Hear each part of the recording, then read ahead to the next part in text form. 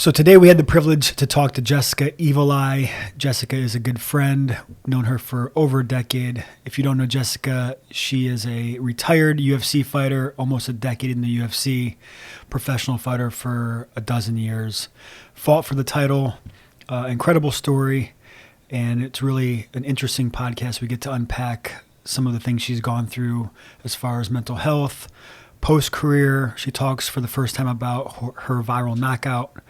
So check it out. If you follow us, you know that Elle and I are both very focused on living a healthy lifestyle. We go hard, but we also like to relax, and we are very happy to have just found an amazing company just down the street from us, Astro Bliss Lemonade. Astro Bliss Lemonade is infused with THC and CBD for the perfect combination of calm and mental clarity, and the bottle has multiple servings, so I can open it, take a couple of sips, and then save it for later, or, as I often like to do, drink the whole thing at once. They have multiple flavors. You can try them all, find which is yours. Mine is the original lemonade. I also just tried their new sugar-free flavor blueberry limeade, and it's delicious. You can learn more at drinkastrobliss.com.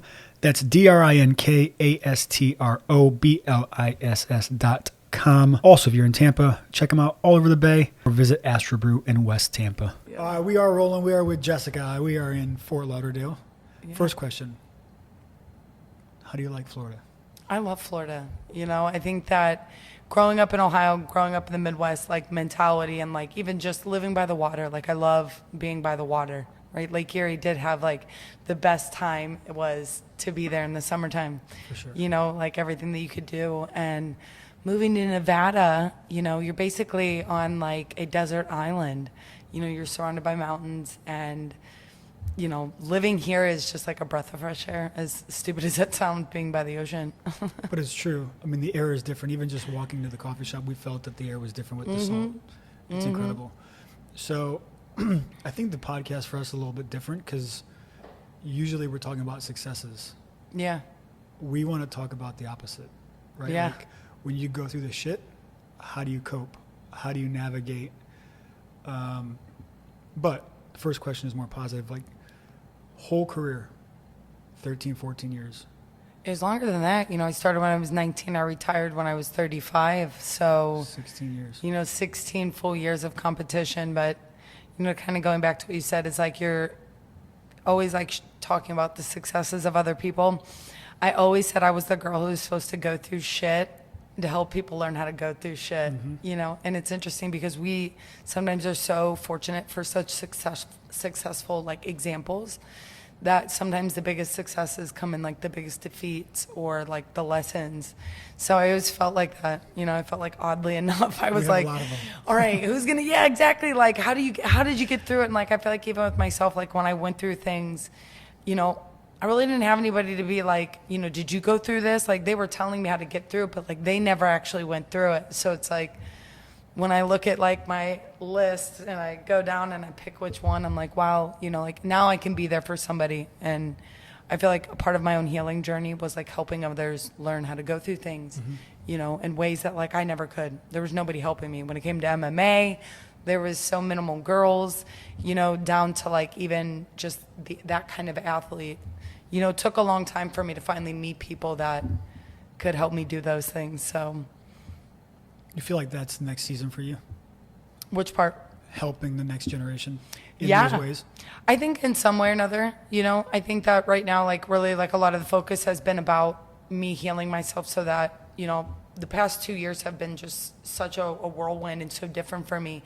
It was like almost how I relate to it is that it's almost like civilian life, you know, is like being a soldier of war for so many years. And like now I'm living in like a civilian world where things are just so much different. And a part of that healing journey of taking that next step is making sure I'm good before I continuously help others. But I do think that's a part of the end goal. It's like maybe even sharing more of my story is going to help me help others heal, because then there are other people out there who have been through things like me. Like I'm not the only, like how arrogant would I be to think like I'm the only one? Yes, I'm the only one living in this body, feeling these feelings under this person, but people have gone through things, you know? But you do have a unique perspective also, given the successes you've had.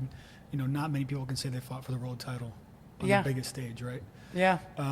Let's talk through your healing journey. Yeah. What's been the most, in your mind, the most impactful or memorable thing about the journey?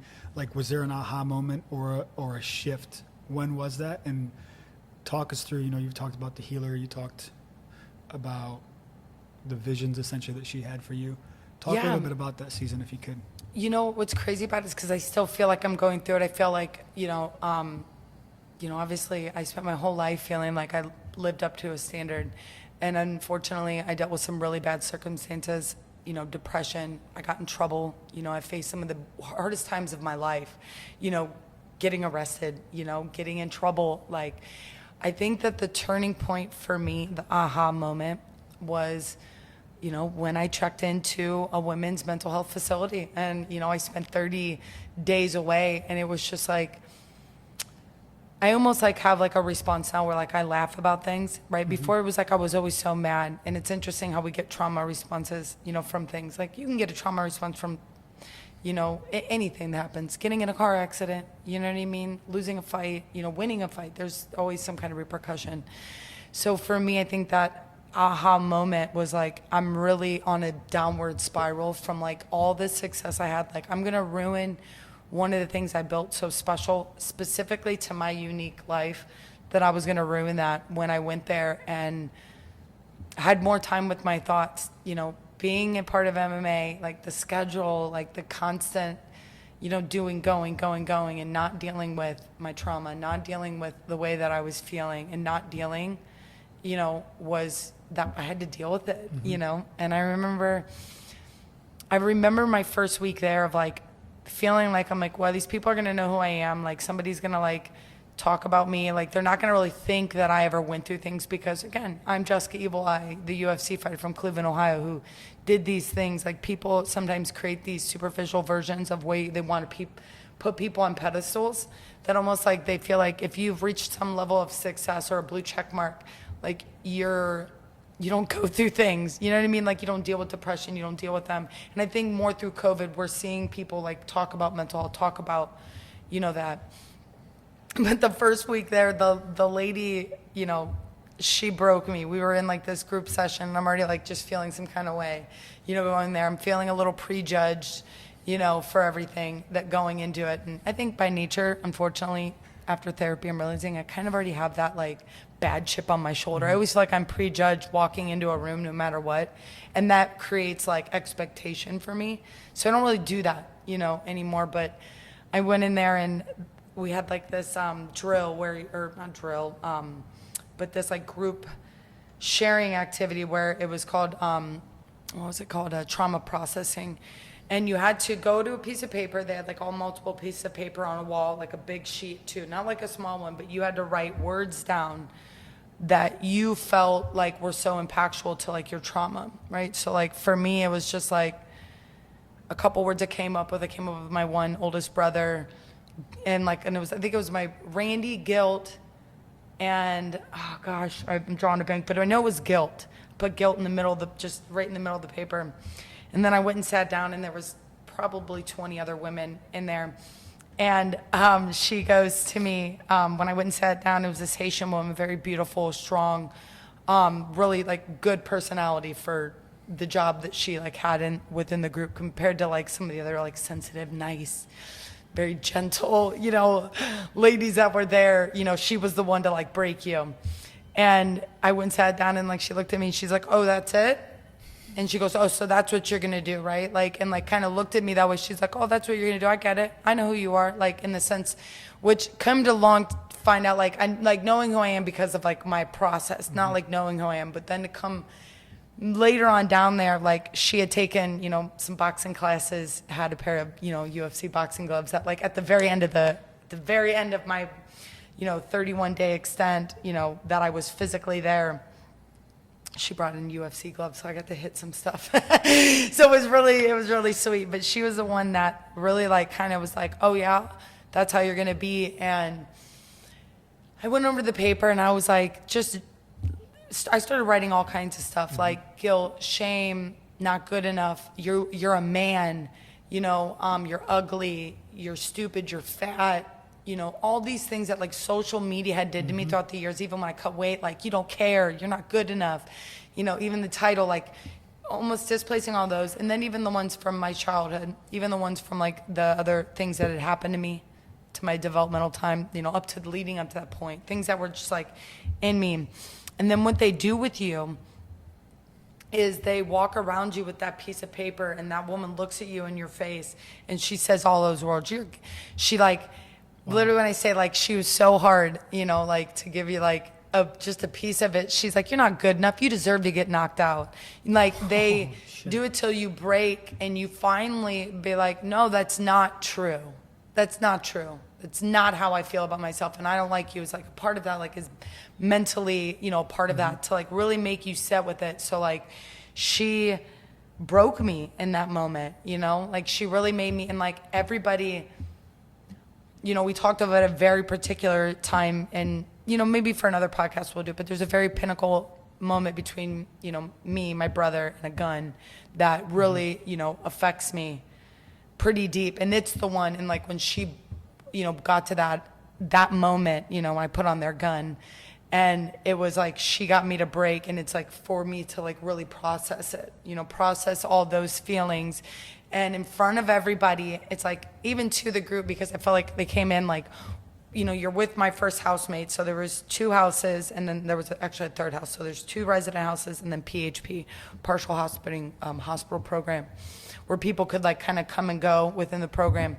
But our house was the new house. It was 55, and there was only 2 other women that were there. But it's interesting how things just travel through the place. You know what I mean? How people end up knowing. And, you know, I think one of like the nurses told one of the girls, you know, about it. So I felt like going into it, but everybody came over to hug me after I was done. And I felt like I really shared something big with some like people that when I looked around the room, you know, like I didn't feel intimidated. I didn't feel judged.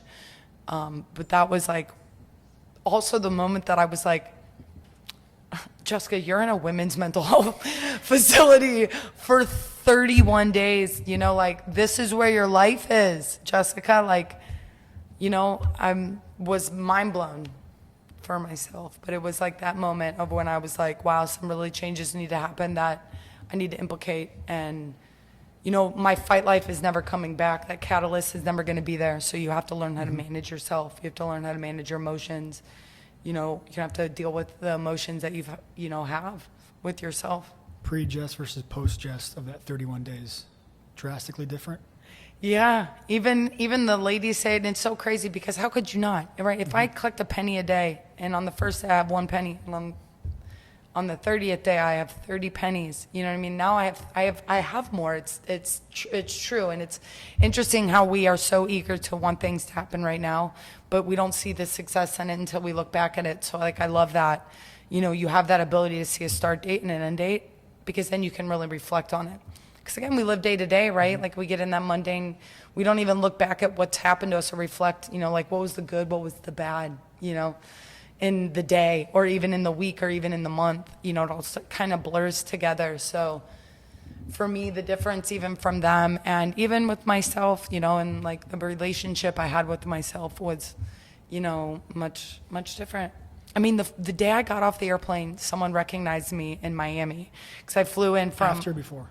Before I went there, like on my way there. And I was just so like, oh my gosh, like, you know, I'm going to be embarrassed. And, you know, ask me to talk with you about this then. I would have said no. I would have never been ready to talk, but to sit now in this moment, yeah, it's a lot. It was easier, you know, I like hid from myself, Yep. you know, and even the things that, you know, not only mentioned I was going through, but like, no problem. The problem is unique to me, but it's not unique to the world. If not, you know, there wouldn't be other people who had been in trouble, or there wouldn't be other systems for people who were mentally dealing with things. They wouldn't be there, you know.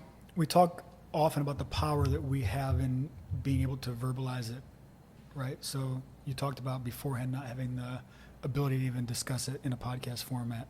Yeah. Talk about the power that you have now owning that.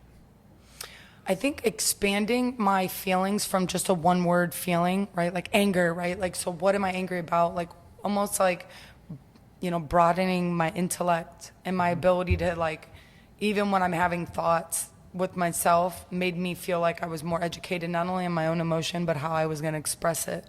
You know, because a part of me, like, there was times, like, even when I look back at like interviews with myself in MMA, and like I'm very closed off, like I can see myself like kind of putting on somewhat of what I felt like I needed to do, not only for the sport, right? Like but even for like me, and then like the character, like almost I took on, you know, to do that I almost trained my own self to be somebody different. You know, I trained myself to essentially be a different way than what I really was. So I don't know that I could really even like speak about it. I don't think that I could like really pinpoint like points in my life that were the reasons I was the way I was, or the reason I was acting, you know, on that emotion. And I didn't realize, like, I just didn't realize it. So now to look back at it and like have those thoughts and be able to almost like had so much emotional conversation with myself. Because when you're fighting and you're an athlete, like you're like, keep them out, keep them out, keep them out, keep them out, stay focused, stay focused, stay focused, rest, rest, rest, you know. And when that wasn't there anymore, like now it's like, okay, listen, listen, listen, listen to yourself, feel it, understand it. And again, that's where the journey's becoming, right? Like my ability to express what I was going through to help others listen, right? Because they can't maybe listen to themselves. Sometimes we can't. We don't even realize we have a mental block. It's like, you know, that saying when our parents is like, well, you know, the stranger says it down the street and you listen, you know, but you're not hearing it from me. It's just like how somebody said to me one time, and I really sit with it, and I understand it now because it didn't at the time. I was like, that's kind of stupid. But if it resonates, it resides. And I was like, that's stupid. And I was like, oh, that's what it means. If, you know, I could tell you something at a certain time in your life, but if it's not going to reside with you, you know, it's not going to resonate. So you're not going to think about it, you know, and what we think about, you know, is what occupies our mind, whether it's good, bad, indifferent, you know, and what we push off also is another way. You know, what you only push off and you don't resolve is just unhealed trauma, unhealed. It's like anything. It's not finishing the dishes. It's, you know, could be come out in so many different ways, but I'm just saying, like, it comes out in you, right? Like in those ways, like you can see it and it starts to live in all of your life in multiple different ways. Like when you're dysfunctional, I hate to say it and seem that stupid, because people get so, like, you get so systematic, and that's is a good thing at times, right? Because then you can see where you're messing up. That's where collecting the days, like giving yourself, like, you're not judging yourself, but you're grading yourself. Like, hey, where am I at? Where am I at my emotion? Like, what am I doing that's reflecting? And I don't think I could do that. I was so caught up in my career, you know, and I was so caught up in what I was doing that. Well, that system was built differently. It was for the athletics, right? It was for the business side of it. It wasn't for the emotional and personal things. How would your career have been had this happened during or before, along the way? Which part? Healing? Healing, more self-awareness, being able to actually live into who you are and not play the character. You know what's interesting, you know, Tony, when you started helping me again in my career, and I think that, like, you had seen me, you know, my father passed away in 2016. He died from terminal brain cancer, and our relationship was super strange, but I felt like, how do I explain it? Like, it was just the timing of everything that happened, you know, the way that it all worked out for me, that like really made me change and realize that, like, I needed help from others. I wasn't dealing with things correctly. I wasn't doing my very best. But my father's passing is really what made a huge impact, right? Is that was the question, right? Well, like my question was from the perspective of healing and self-awareness. If you were more self-aware during the career or even earlier in your career, do you think that you would have had a different journey? Yeah, my self-awareness and, like, again, had certain events, I guess that's kind of where I was going, that certain events not happen at the timing of which they happen. They just kept it going. How could I at the time, right? And then the lifestyle I chose was already chaotic. And then there was chaotic things with my father throughout my adulthood. You know what I mean? I think, you know, the last time my dad hit me was when I was 27 years old. You know what I mean? And I feel like there was no time to heal because of until my father passed away, that it was like the beginning stages of like healing. That's when it really happened, right? The UFC, you know, I lost that last fight in Cleveland. You know, I fought there in Cleveland at our hometown. I lost that fight. My dad had just died. You know, that was the beginning stages, I think, of when healing started to happen because I started to change. You know, like unfortunately shortly after my return to 25, you know, I ended up moving to Las Vegas.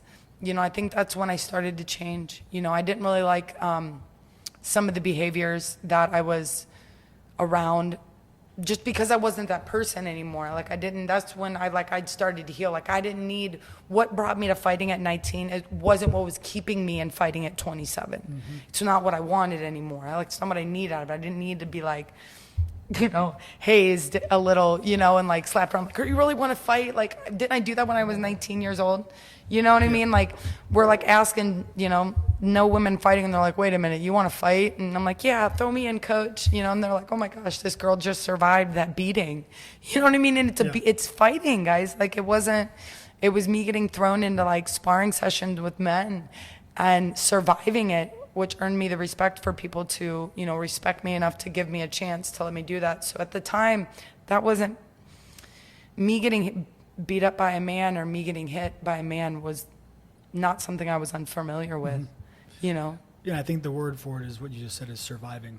That whole entire journey was just surviving. And then when your father passed, it probably was like a readjustment, but also some freedom. Yeah. Right? You weren't under the thumb of his authority and probably the fear, I think. All of it, his fear. Like my father, like I love him, you know, where my relationship with him now is better than it was, you know, towards those ending years. And there was a big portion of my career where me and my dad were getting along, you know, like we were really in a great place. Like we were able to put some things aside that had happened, you know, in our childhood. And, you know, essentially, him passing away allowed me to kind of, those who carries up the shackles of the past carry them to the future. And I really began to like slowly unshackle those things, you know, like kind of let go of like that trauma bond because I loved my father. I feared my father. You know, my father was everything, you know, and he really dictated the way not only I looked at men, the way I respected men, but also the way I disrespected men, you know, and the way that I treated them, you know, but that was wrong of me, you know, and I feel bad for him at times because he had such a terrible upbringing, and how was he to know any better? You know, nobody was there for him. And that was like where I feel like the ultimate forgiveness comes in life, right? Because somebody asked me, they're like, well, how do you live with it? And like, how do you do that? I'm like, what am I going to spend the rest of my life hating him? Like, it's already happened. I can't unchange it, you know? And even when I take a step outside of it, it's like, I wish I could have been my dad's friend, because I feel like I could have been, you know, like if my dad had met me in this physical form in another way, like my dad would have oozed over me, like, and it being a younger girl, like who loved motorcycles, like he would have, if somebody treated me the way that my father treated me, he would have never stood for it. Yep. He would have never stood for it. I mean, you've met my father, you know what I mean? Like you've seen him, he's, you know, big man, like he would have never let that. So I feel like it was never going to happen as long as he was alive. And you know what's so crazy is I've always had this feeling. I was like, I couldn't see my dad old. You know what I mean? I couldn't imagine him getting old and dying. And, you know, he got cancer and died 2 years later. Wow. You know, so it was fast. It wasn't, you know, like it wasn't it was a slow, short process, you know. Let's talk through the generational trauma aspect, right? So you talked about your dad's experience and then obviously yours. How do you think your self-awareness and the changes that you're going through are going to dictate the next generation that you bring into the world? So let's get scientific for a minute, and like obviously like high juju and like spiritual, you know, about things like our DNA has memory, you know. And I, you know, met with a spirit worker, and, you know, part of my healing journey, I did a spiritually guided mushroom trip with this lady in Vegas. It was a whole weekend experience. Talked about it briefly on my Instagram and stuff, and I said one day I'll talk about it and I'll explain to everybody. But leading up to it, I met with this spirit worker originally. So I met with this therapist after I retired, and like I'm like, probably should get in therapy, right? Like I'm gonna have to. This is gonna be a huge transition. And a part of it, she said to me when she's like, I really don't recommend these kinds of things, but this lady does spiritually guided mushroom trips. So like she helps unlock, like it cured crazy things. Like Dr. Laura, like was like cured of like MS, fibromyalgia, Lyme disease, because of doing like, she ended up doing ashwagandha retreats. One at meeting with her, and she ends up telling me, and this is actually post parasite too. So she says to me, another story. Yeah, right. That was crazy. I meet with her on this FaceTime, and she says to me, she's like, you can't do ashwagandha. Your body won't be able to take it, which I always was very curious. Ayahuasca? I'm sorry, ayahuasca. Yeah. Ashwagandha is the like nervous system stuff. It's a whole nother like mushroom. It's a good, one for you. It's a nervous system suppressant. But anyways, she said ayahuasca. She said, and I was always curious about that. I'm like, dude, how do people go to these like ayahuasca retreats, and how do we know that like that doesn't kill you? It's like poison to you. Yeah. Right? Like, how do we not know? Like, but the shamans say they know, right? Like, they meet you. And this lady said to me, she's like, no. So she's like, I think you should do psilocybin. Like, said some other things that were made me, like, again, makes it kind of crazy because, like, I've always taught her that line with, like, all right, reality's reality versus, like, higher power. So I ended up doing these 6 meetings before with this other lady, a part of the team. So it was, like, these 2 ladies that were a part of it. And we did multiple sessions where they were about an hour and a half long, where we would meditate and we would talk through things, but like she would like call upon like my energy, not calling on like spirits to like tell us anything, but like on my energy, and that she would feel. And there was like this scale, I'd have to like send it to you, that like they base, energy, your energy where you're at. And anyways, this is before you took anything. Yes, before, and this was just like you and I talking, like we would get on it and like we would pray, like we went to like the courts, of God, right? Like, and they talk about these things in the Bible and stuff like that. So we did that, one of the sessions, but she had said there was a lot of generational trauma in my bloodline, and had brought up things that when I had, I don't know much about my family's history. They had been split up both. My mom's side, didn't grow up with her. Don't know any of the mom's side very well. But once I started digging and had met up with some of my family members, or at least reached out to them, to find out that there was like, one of the best sessions was, the lady was like, there's heavy trauma to like horses in your I don't know why we're seeing this. Well, like, come to find out, my mom's brothers, helped do horse transport, but like one of our other family members abused horses. Well, wow. My half sister owns horses. My niece rides horses, and it's like they said that like there was some kind of connection with it, and that's a whole nother story. I could like keep going into it, but she had like talked about generational stuff with me, and like my dad's bloodline having a lot of issues. And so we just like cleansed it. We prayed over it. Obviously my faith is high. Like, I'm not going to sit there and, say I stick to one particular religion, but I have a higher, faith. I believe in the energies of the world. I believe in all of that. But we would pray a lot. And there were things that like there were times that, I felt like I, saw Jesus Christ, and I felt God and talking to me within that time. And even in all this is all within this healing journey time. Which is pre psilocybin. So yes, it's pre-psilocybin until we do the actual cleanse. Yep. We do, or not cleanse, like, she tells me to eat a couple of things before we do it. Obviously mushrooms are a little hard on your body. It is a toxin, so she was like, hey, just be careful what you eat before you come. But yeah, for 2 days we did.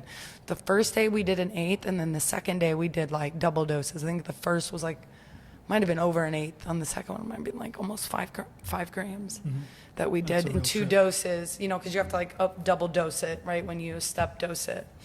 And we did it through tea, and it was crazy. It was a gnarly experience. I felt very refreshed though. Again, like, this was pre going to the mental health facility. So like had a really, really good, after that happened, like, things were just like on fire for me. I was feeling really good, like just really, really positive. And then, a terrible incident happens that like kind of brought me back to like square one, of everything. So you know, we're kind of on the culmination of like the ending part of it. Yeah. You know, finally, like the doomsdays are over. Like these are parts of like the refreshing days. Like me being in Florida is like, I'm here alone, you know, like essentially in my place and in like with my little dogs. Like I'm just learning how to be me, right? Like no training. Like I am doing life insurance. I'm going to be doing some other really awesome things, but like I don't think that had this opportunity arose for me in Ohio or anywhere else other than this moment, that it would be like as positive as it is, you know? What the daily journey is now and balancing that, and, you know, do you feel like you're finally able to do that? What is that process like for you? After you answer that, which one feels more authentic to you? Do you relate more to who you are becoming and who you are right now sitting in this space, or the fighter, the masculine part of you? So to kind of, that's such a big, like, you know, very good one, but I want to make sure I catch all of them.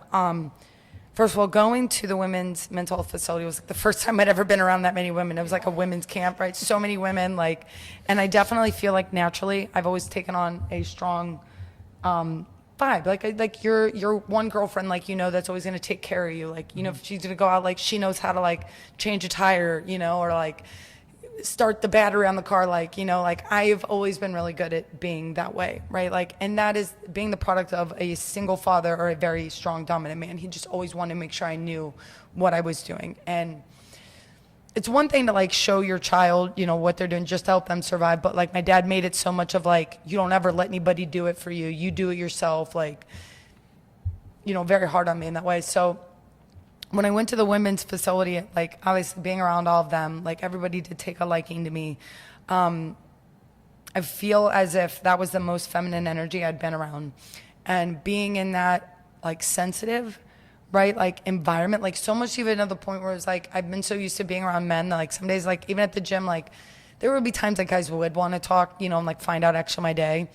But then there were times like, you know, they didn't even want to talk, you know what I mean? Like we're here to do work, like, and so there was no like actual emotional interaction. It was just like, we're here to do work, leave, like goodbye. Like we were only there to do that one thing. So their like emotions, you know, much kinder, much more gentler, like made me realize that like I have those naturally in me, and that's who I like being, you know, like that makes me feel good.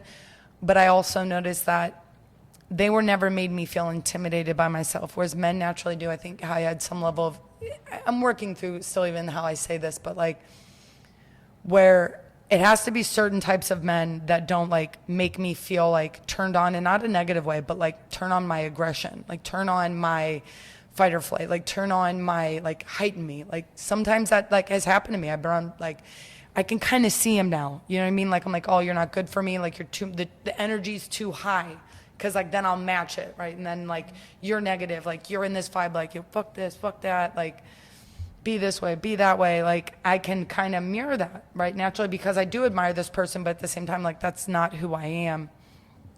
And, you know, essentially, getting a chance, like a part of fitness too, like kind of to culminate all of this, like going to the women's facility, being around all those women, being able to get along with them, never having any problems, like in the sense I was like, I'd never felt to a situation where it wasn't, you know, like unsafe or like I had to like fight. Never, like, whereas if I felt like if I'd been there for 30 days with guys, like I probably would have gotten in a fist fight with one of them. You know what I mean? Like it would have been, yeah, somebody would have been wrestling. Like I would have been at one point, I would have been like, we would have been wrestling. I mean, two fighters in a, you know, house or a wrestling house, like, all right, we're wrestling, like we're locking up, you know? I mean, that's what they would have done. You know, women, like, we're just like, I'm going away, I'm crying, you know, and I'm like, oh, don't cry. You know, so I feel like that's the masculine in me. It's like, all right, you know, keep that under control. Like, you don't ever want to make people feel that way.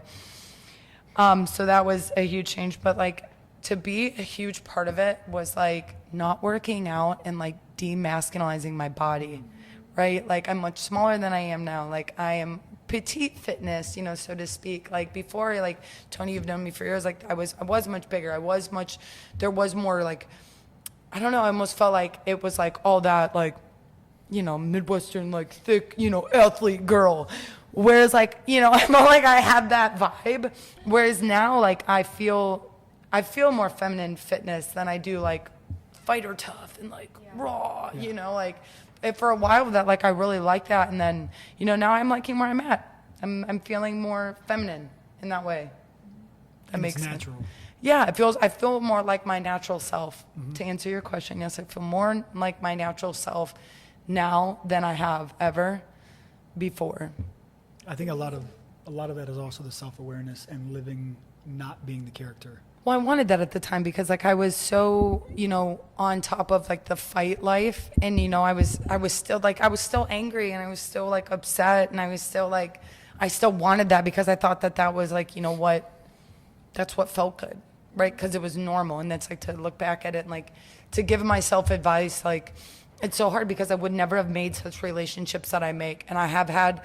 When I was at my worst, I was like, dude, I wish I never did this. And I mean, and I remember at one point I was like, I was so upset, like terrible, dark, intrusive thoughts that, makes me want to hurt myself. And then there were like the other thoughts of like, probably the most like, the hardest one that I had in my head was like, I would take it all back to not even meet any of the people I love the most in my life right now. And we're talking like closest friends. I said, I wish I could erase myself, and I wish I'd even never meeting them. And I was like, wow, like how disgusting of you, Jessica, to think that way. Like you have people in your life that love you so very much and that would do anything for you, like in the world because of your MMA life. I wouldn't have met, like, it was like in the thought as it came into my like thought, I was like, you're disgusting. Like I was so mad at myself because I've always been very hard.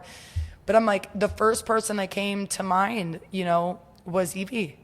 You know what I mean? And like, I was literally just like, dude, no. Like, wow, how could you even think that? And it was like such a fast, like rapid thought. And again, it was also, I was drinking heavier then, right now I'm on my sober journey. I'm 30 days sober. I'm actually 32 days sober, and not sure where it's going with this, but right now I'm sober, and this is where I want to be until I'm able to do that. But like I had been drinking, I was depressed, like I wanted to move here. I was in Ohio, the weather was just cold and poopy, and Ohio. I was just Ohio. I was just doing what Ohio does, and it's not Ohio's fault. It's like it's like you can't ask the like. You can't invite the one person to dinner if they don't eat the food that you eat. Like, they're just not going to enjoy. Like, Ohio is. Like, that's just how she shows up.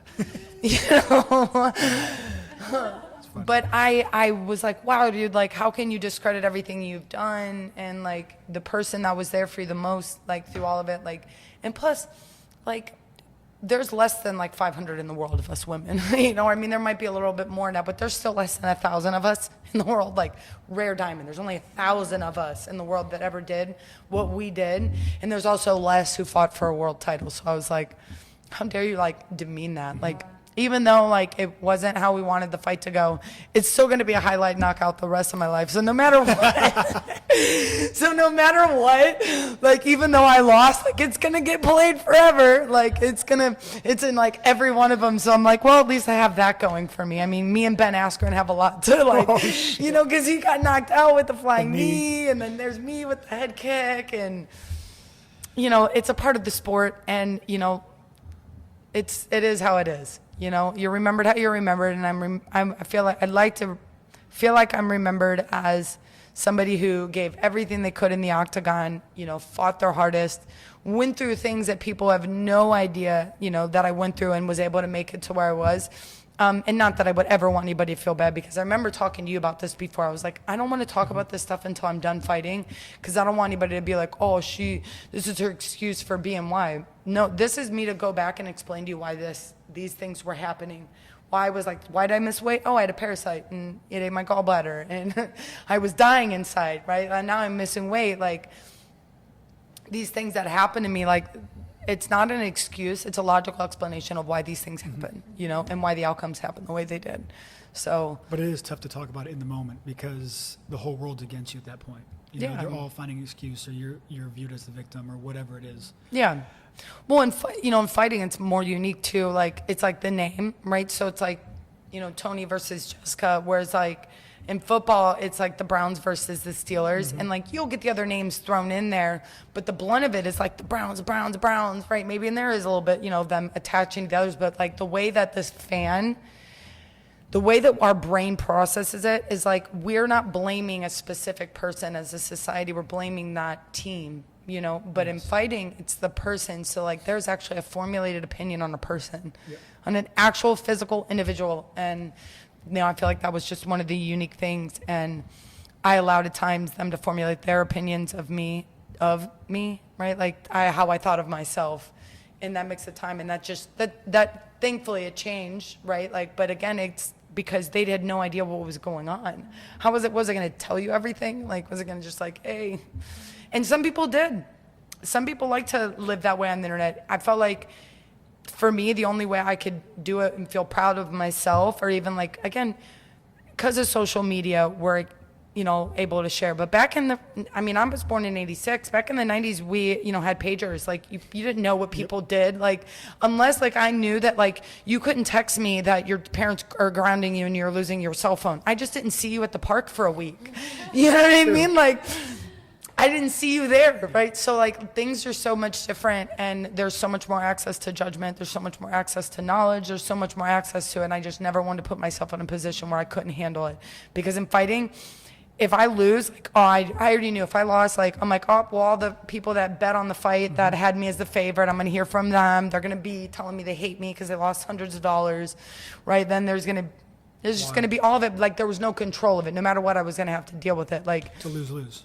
yeah, like for you to have a bad day, like nobody's gonna like, if you have a bad day in MMA, they're able, you know, or even in the public eye, there's so much more access to it, because if one person finds out, they can tell all of it. If you have a bad day as like an normal individual, like unless you go like stepping on somebody or like throwing coffee at them, like nobody's gonna be like, what's your problem, dude? Like nobody's gonna randomly come up to you and be like, hey dude, what's your problem today? You know?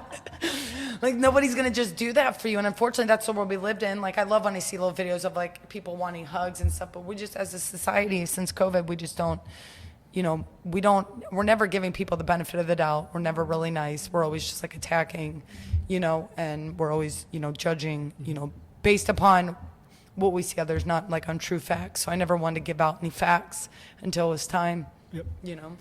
So I do want to talk through that whole experience, and I'm not even sure I'm going to be able to verbalize it because I had such a unique perspective. So if you're listening, you may not know, but I was essentially in that moment managing Jess. I had known Jess for a number of years.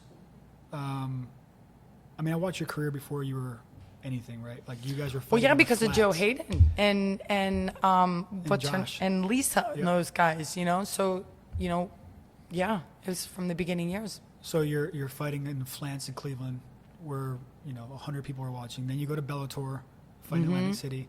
Then you make it to UFC. Then they create a division that you can finally fight in. Then you get to the point where you're fighting for the title against one of the most dangerous people in the world, right?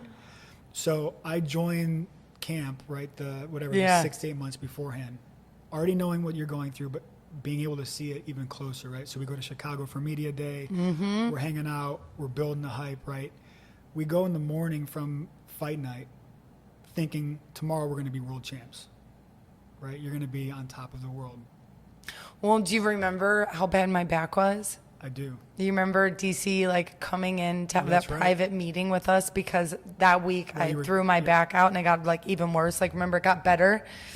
You know, throughout the entire camp, like I ended up throwing it out, and it was just overtraining, you know. And I think that even too, with the parasite being in there, to kind of look back at it, I think my body was inflamed, my intestines were inflamed, and it was causing nerve damage.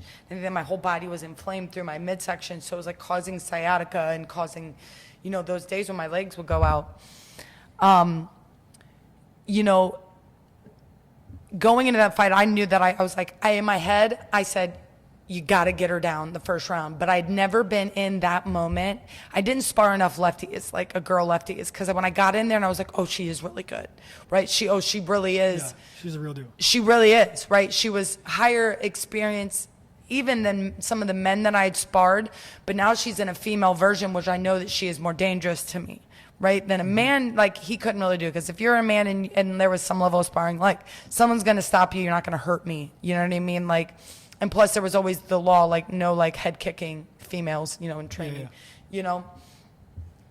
But yeah, for the fight to happen the way that it did was so heartbreaking for all of us on so many levels. I mean, you know, if you didn't see it, you know, let us, you know, be the bearer of bad news. I got knocked out cold. I mean, stiff in the air and just fell to my back full. I mean, it's just the memes First that I've knock of your seen career. people ever first time I've ever been knocked out in my career, ever even like that. Like I've been clipped in practice and like kind of wobbled me, but I've never just been out cold ever in my life, you know, ever, you know. And I don't know if you remember, like when I sat up, you know, like there, and I literally sat up, and I'm like, I had that instant rationalization. I was like, oh my God, I'm on the ground. Like, I know I didn't do that, but in my head, like me was like, oh my God, you got knocked out, you're on the ground. And that's when I turned to Casey, who was in the corner, and I said, did I get knocked out? Yeah. And he goes, yeah. And I was like, all right, I'm gonna get up. You know, it's like funny as it goes back there, because like a part of me, my pride was still driving so hard. I was like, you better get up and you better walk out of this cage. But I don't really even remember that moment. I know that we were cool. I seen Valentina in the back. I know eventually I started crying because I couldn't tell Kate, my brother, the way he explained to me. He goes, you just started crying. You couldn't tell what happened. You go, what happened? Like, I couldn't come to. And again, it's crazy to think concussions are a real thing. I think that was the first time I'd ever been so concussed. I didn't know what happened. Like, I'd never left a practice or never, like, had a lapse in, like, understanding what happened until that moment. And even down to when I ask the person, like, what happened, and they tell me, I don't remember that. I think I remember, but I don't really, like, I don't know if it's a real memory, you know, which is crazy. Well, so from my perspective, right, or even as a fan, like, you see the viral video or you're watching live, you say, oh shit, that is so crazy, and then you just keep moving on. When you're ringside or you're in the front row, Chad and I, we're watching it. We've spent the last week planning for this. We hope and expect to be world champions. Last like 10 weeks planning. Yeah, well, yeah, Flying to longer Vegas. than that. But Yeah, yes. but that week, Yes. yeah. And so all of this adrenaline, we know what you've gone through, what you've planned for, everything with your back, and then all of a sudden, our friend is on the ground and we don't know if she's okay. Yeah. So I go, and half an hour later, we're sitting in a hospital room and you're in the ER. Yeah. And everybody's watching the main fight, right? Yeah. And we're not even remembering or caring. They're just sharing the viral video. Yeah. And in that moment, I'm sitting there, no contact with you yet. And I'm thinking, like, this is one of the baddest ass women I've ever seen. Because, and I've never been able to share this with you, but to see the journey you've gone through, to fight one of the most badass people on the planet Yeah. on the biggest stage with a huge chance to be humiliated, Yeah. which actually happened, Yeah. right? Truly. Oh, yeah. And to have the balls to be able to go through all of that and to just say, fuck it, this is me. I'm taking the risk. Very few people can even say they know a person that was able to challenge anybody at that level. And I think you're right where we said earlier, like the person, like the successes and stuff, it was like the failures of like how to do it and not make yourself look like a complete idiot. but You know, like make yourself look embarrassed. And But it doesn't matter. I was sitting in that seat Yeah. in the emergency room thinking, it doesn't matter if she won. She did the thing. yeah. Like if you'd have lost or won, it didn't matter because the journey and getting to that point and fighting that fight, yeah. that was the pinnacle, regardless of outcome. Had you won, it would have changed the trajectory of your life. Like who cares? It would have been more successive. But Yeah. would you have been able to go through the healing journey? Would you have been the person you're becoming? Like it's all part of the story of who you are, and it's like It's so crazy. when it's you think wild, about dude. it. It is. So It just- is. It is. It was a really unique experience for me to be able to see it firsthand and to see who you are behind the scenes and respect the fact that like you are way different and better and just doper than people realize, you know, like So it was so crazy because like I love hearing your opinion, because one of my reasons for retirement is like I didn't want to ever scare, especially knocked out and then the forehead split, like it scared people. Like Yeah, we you were guys are really- scared, like you guys of are like course. looking, you're like oh my gosh, like that's really bad, like it scares people, and it over time like I actually started to feel bad about making people I love watch me do that, right? And because my teammates, I cared about them, but you guys cared just like I was like, I had to care about all my teammates, right? And like care about what was going on. But you guys specifically cared just about me. You didn't care about the sport. I mean, you cared about the sport, but like you cared specifically about me. So things always hit different. And, getting knocked out, like I remember even thinking about, all I could think about was in that moment was get up so everyone knows you're okay. Like, get up. They need, like, I felt like everybody, as long as that like 10-second was that I was out cold, right? Like snoozing, not even remotely like moving. I remember the first thoughts, again, like me waking up and being like, holy shit, I got knocked out. Like, get up, Jessica. And I think I told you, I've been in motorcycle accidents. And the first thought of like when it happens is like, get up, get up. Let people know that you're okay, you know. And when I think about that, even that day, is like how traumatic it would be to like, I don't know that I could have ever dated somebody and watched that happen, right? Like my significant other, like, I don't think I could have watched that, right? Like, let alone for me to be like a brother and sister to you, like someone you've helped kind of mentor along the way. Like, it almost feels like a part of you, you know? So it does. It does. And that's even where I got compassion with the fans. Like when they would say that to me, it's like they really felt it.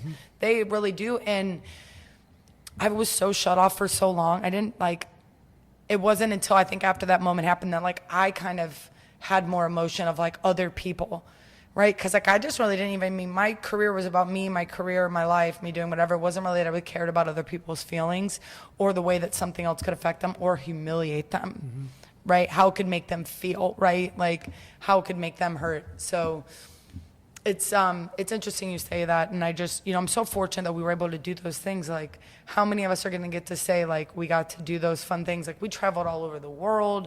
Like, we put on some of the biggest, you know, fight events. Like, we did fun things. Like, there was really cool, you know, things that happened along with it. So to rewind back to what you said, for me not to give other people even that ability, like, as me getting knocked out, for you to know that you could have a level of compassion or sadness for someone and love them that much and be like, oh, they didn't get what they want. Like, you almost become like, your perception changes, so you can love a little more. You know, you're a little bit more, you're a little bit more empathetic in that way. And, you know, I think about that and, you know, all the years of fighting, you know, after my forehead got split, and then even this last fight, when I didn't really want to fight this last fight, like when I was in there and I was fighting Macy, and I was just like, dude, just don't get hurt. You want to go to Cabo at the end of the month. Like, don't tear your ACL. Like, don't tear your ACL, please. You've had all these years, you know, you've never gotten hurt, and it was going to be my 36th birthday. And, you know, and oddly, you know, I had no decision to retire into that fight, but I always told myself mentally I would retire by 38, have kids, or by 30, retire by 36, have kids by 38, and I'm kind of on that path. You better hurry up. Well, I just turned 38, so it's right. Yeah. So I'm like, I got a year to figure it out, you know? So it's like, I think, you know, it's funny how it kind of worked out, you know, ultimately that way. But when I got into the fight, and part of me was like, my friends really, and the people that love me, my crew, that hardcore crew, they were there because they wanted to be there. And I was in there and I didn't know if I really wanted to be there. That's when you know. So that's where I was like, these people are changing their lives for a week to like kind of support this. Like, how dare I not fully invest myself?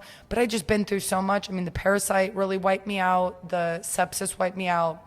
I had 2 fights canceled before that last retirement fight, 2 opponent changes, you know, broke my nose, had the sepsis, had the E. coli, got the parasite, or, you know, I already had the parasite, but, we extracted it all within that time. Like, I was exhausted, you know, and like I had no choice. That's just the physical. Yeah. The UFC basically gives you no choice. Like, you know, fight your fight. Mick Maynard, it's his job. You know, you take this fight this time, or we're gonna cut you. Yep. You know, and it's just a part of the nature of the beast. It's a business. You know, it's just how it is, sink or swim. So let's briefly talk about the realities of post-knockout. How do you wake up the next day, the next week, cope with that? You know, do you feel depression? How do you work through that? How do you get ready for the next fight? What goes through your mind, and how do you process it? So you go through kind of a wave of emotion. You know, you go through grief, essentially grief stages, you know, the same as you would if you were grieving a death, you know, because you death of an idea, you know, so there's sadness, you know, like the anger and all that. But the first couple of days, it's always like, I would say I always sleep a lot right after the fight. Like the day afterwards, I usually use my cannabis, usually eat whatever meal that I want, and I usually sleep for a couple of days. But then everybody is still like very and again, what I said earlier about taking people's emotion on, right? Now people are like, hey, are you okay? Mm-hmm.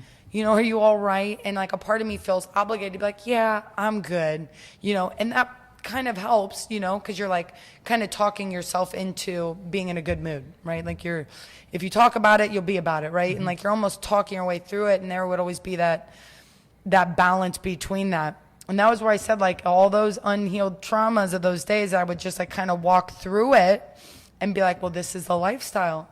You know, football teams have a winning season, you know, they still got to get up and go back and, you know, do the next. And fighting, it's slightly different because you have to find that motivation to get back into training until they contract you for another fight. So you have to be that. But I always gave myself like a 10-day period before I was like, all right, Jess, you got to get back into the gym. You got to, you know, get back to it. But I don't think I ever really addressed any of it. I don't think I ever really addressed it. I just think that I stayed within my system of saying, you know what, it's a part of the sport. Get back to it. Go in there. But yeah, man, I was hurt. You know, I was embarrassed. I was embarrassed for myself, you know, like it was really like, feel like, gosh, there's so many of the people in the world, and probably in some of your listeners, they're like, I don't even watch MMA.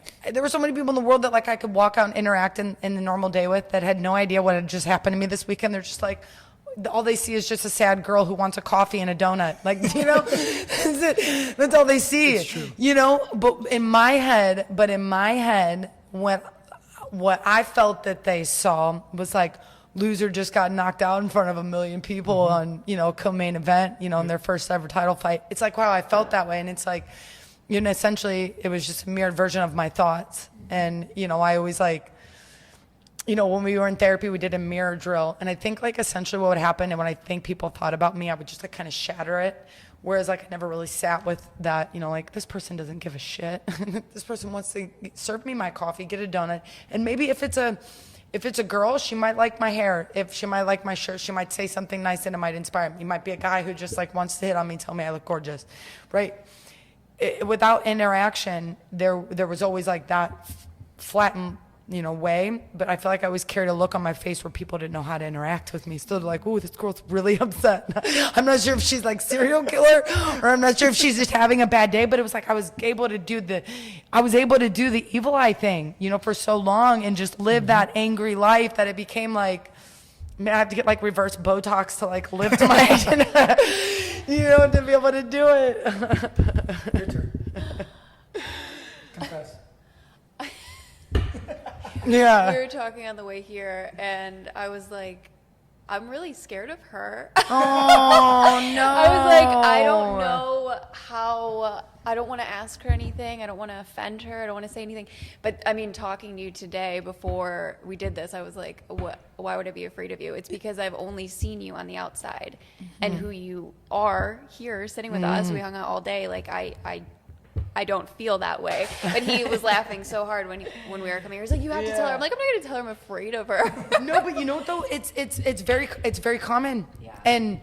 And like I said, that was a part of me. Like, if you had met me, honest to goodness, before, like shoulders built like Tony's, right? Like I was bigger. I was like had more of that like vibe to myself.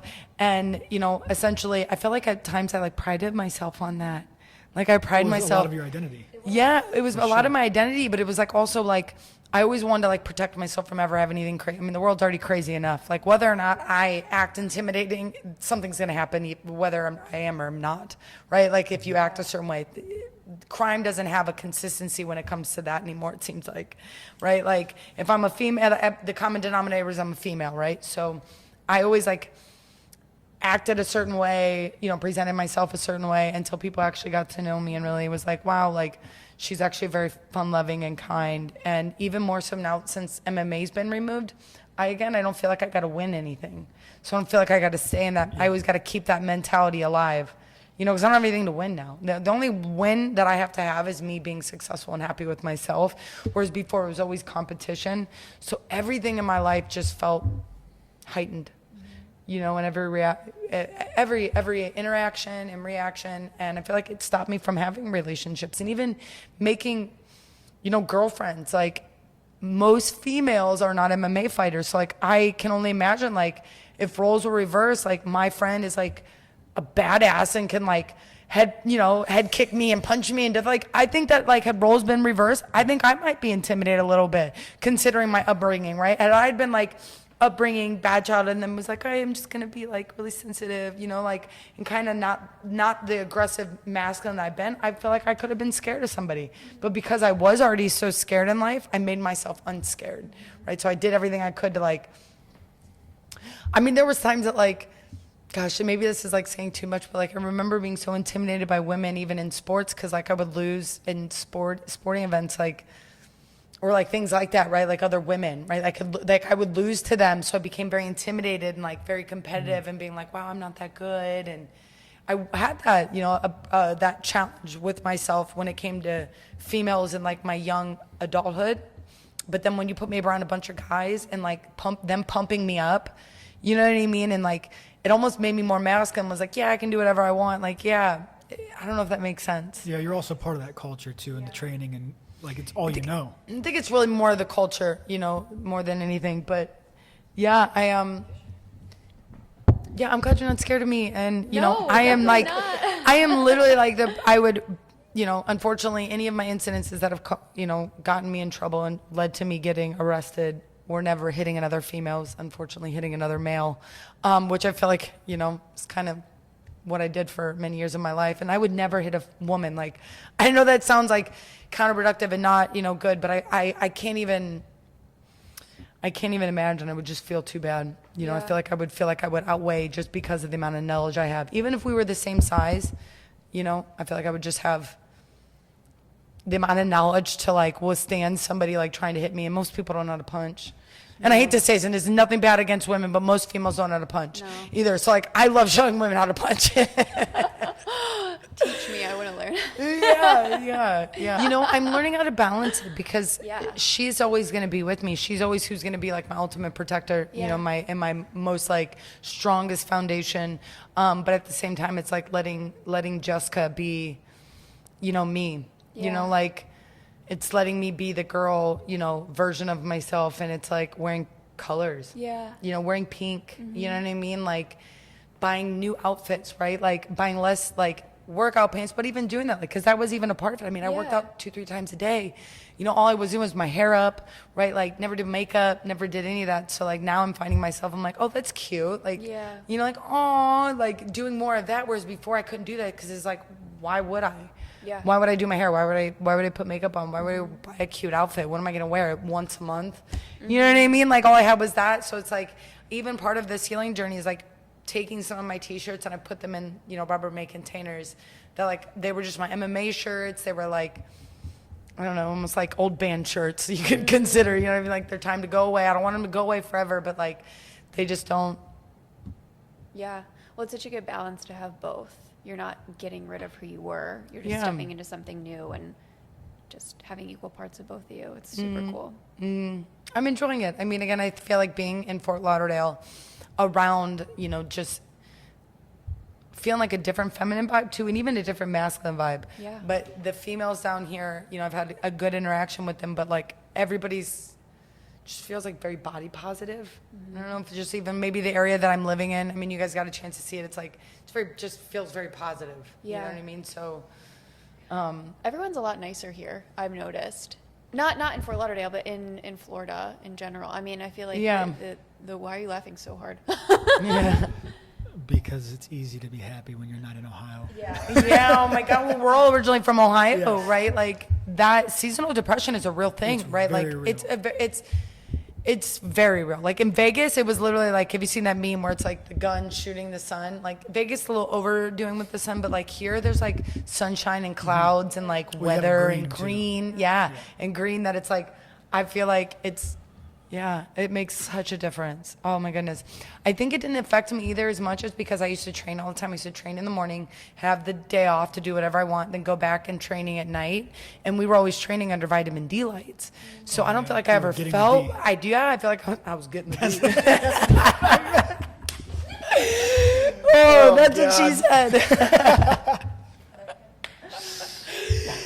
But it's true. But it's the truth. And it really was. So like, that first year when I went back after I retired and like it would like hit like 5:30 and like the sun's going down and I'm like, I started, like, I feel like I getting panicked, and that was where drinking kind of came in, and during that time, and not that I would drink all night, but it's like, all right, well, from 5 to 9, I'm going to drink, I'm going to go to this restaurant. And again, I use, because I'm a foodie, right, and I love going to, like, food experiences, but I almost use that as, like, the opportunity. I'm like, oh, I'm going to get a good dinner, I'm going to get a couple drinks, right, and then next thing you know, I'm drunk, you know what I mean? That's like, oh, I'm going to do that a couple times a week, because I can, because I didn't have to train tomorrow. I could sleep in. I had nobody to answer to. I have no, even myself, I almost let myself rest too much. You know what I mean? Because there was, like, some ability where people were like, hey, look, go enjoy your life, go, don't work out all the time, be you, be a girl, whatever, on whatever level that looks like, but also be a retired athlete, give yourself a break. But then it just got out of hand. I quit being my own motivation, so it's like, Ohio did that too. Ohio motivated. We don't have to go as in depth, but just talk briefly about the alcohol decision. Yeah, the alcohol decision, is so funny is because I never struggled with alcohol even growing up. Like, I remember the first time, like, I had drank, like, Mad Dog 2020, like, you know what I mean? Like, when I was, like, 15, or, like, Boone's Farm, right? I always got sick. So, like, I never really was. I was a cannabis user. I really liked that more than anything. Being drunk, I couldn't even handle, like, Busch Lights and Natty Lights growing up. Like, I couldn't drink those beers. So I really kind of stayed away from it. And then my career got so driven on, training. Then you would not drink because you're training, right? And then you win the fight, and then you drink and eat and do that for a couple of days, and then you balance back out, then you go back into that. So it's always been like, pick it up, put it down, pick it up, put it down, pick it up, put it down. And that really worked well for me, right? I didn't have any issues. Like, when we fought in Canada, when I fought Caitlin Cahooj again, I'd been sober for 90 days going into that fight, in which we had a fantastic fight. Yep. But I was sober for 90 days. Like, I specifically made a journey to do that. And, when I kind of look back at it now, maybe I was like, wait a minute, maybe I really have had an interesting relationship with alcohol, that there's been other times that, like, I specifically put a date behind it. So, I feel as if I lost my power to let the alcohol be a relaxation and, like, ability to have a good time, that all it did was glorify my worst fears and make me feel worse about myself, right? Even in a good moment, like, I could be getting a good dinner and having something I want, but then all of a sudden, like, I would start to ruminate about a bad thought, and the next thing you know, I couldn't handle it. I couldn't fight the bad thought, because the bad thought was fighting a drunk person. Bad thought is a real thought. Drunk person is just, a modified version of themselves, and then, like, inner conflict instantly comes into play. And unfortunately, a lot of my problems came out in my intimate relationship, and unfortunately, it's like, you hurt the ones you love the most. That's, essentially what I was doing. And me, myself, I love myself the most. Like, that was one of those people too, in that situation, that, I was hurting. And so for me, it was like, I didn't drink at home, like, by myself a lot. Like, I would get a bottle of wine, right? Like, to, like, kind of put into perspective, like, I would drink at home a bottle of wine, but I would never go get, like, a fifth of vodka or, like, a tequila, Yeah, I mean, even recently I just drink out of my wine glass. Yeah. You know what I mean? I feel like that was a part of that, like, aesthetic and, feeling, the nostalgic feeling you get with having it. So I didn't really, struggle with that part at first. I can feel like it wasn't until, like, I had noticed it a couple times that I had went and got, like, I want to try this alcohol today. I want to try this one.